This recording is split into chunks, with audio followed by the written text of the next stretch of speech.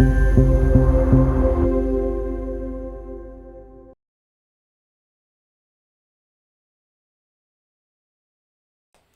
everybody, and welcome to a bonus edition of what's new in SwaggerHub Explore. So today I'm going to talk about a simple utility CLI that I've built called explore.cli, and it can be used to import data into SwaggerHub Explore.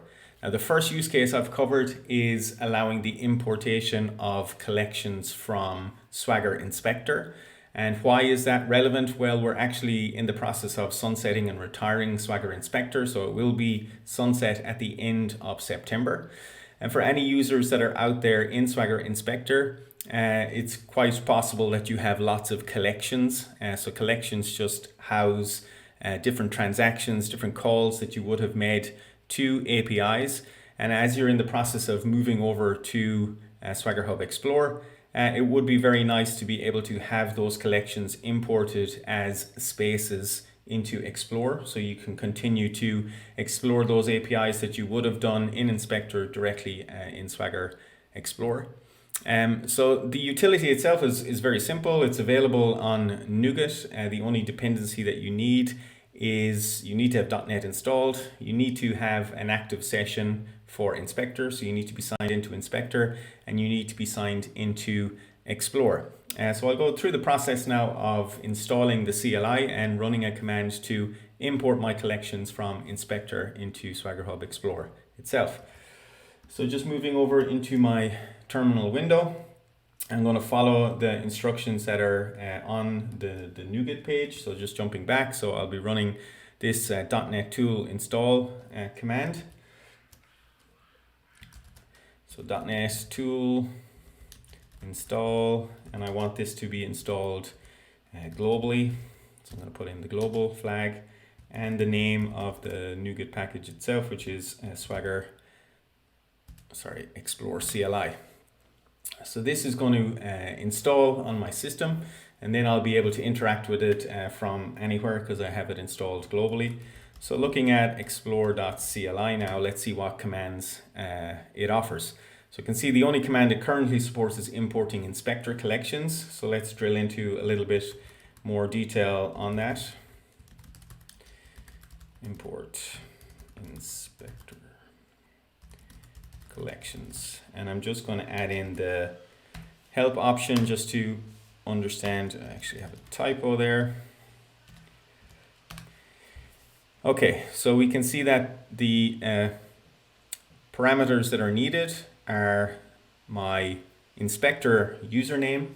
I also need to retrieve a cookie from Inspector and some cookies from Explore, and they're needed to actually authenticate with the APIs behind the scenes.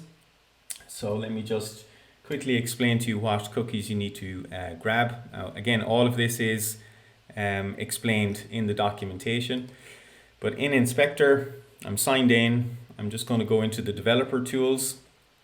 I'm going to look at the application cookies, and the one that I need to grab is the name and value for the Inspector token. So I'm going to grab that cookie from Inspector in Explore. Same process.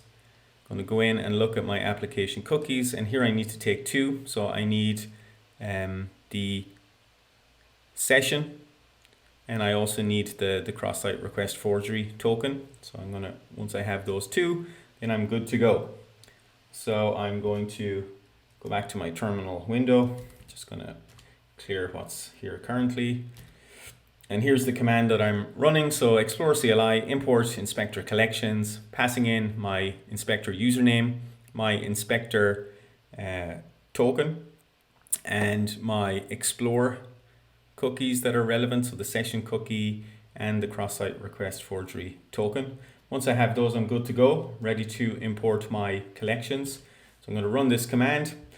What it's going to do is go to Inspector, get all of the collections that I have, iterate over them, and start importing them into Explore. So we can see that that's just what it's done. So looking at the results, it's told me I have 6 collections, one called SHub Registry Test, and it's imported all of these transactions for me. And Here's testing collections test. There's actually nothing there, so it didn't have to process anything. The same for FinTech Workshop, the same for SHub Post, and so on and so forth. And then if I jump back into Explore, I can see that these have now been created as spaces for me. And if I look into these, I will see that the calls are there. All of the information has been persisted. And now I can immediately continue to explore those APIs directly in SwaggerHub Explore itself. So hopefully this brings some value to folks that are looking to migrate over, and it's a nice little bridge to get your data into Explore. If you'd like any other imports added to the CLI, feel free to let me know. And that's it. Happy exploring, everyone. Thank you.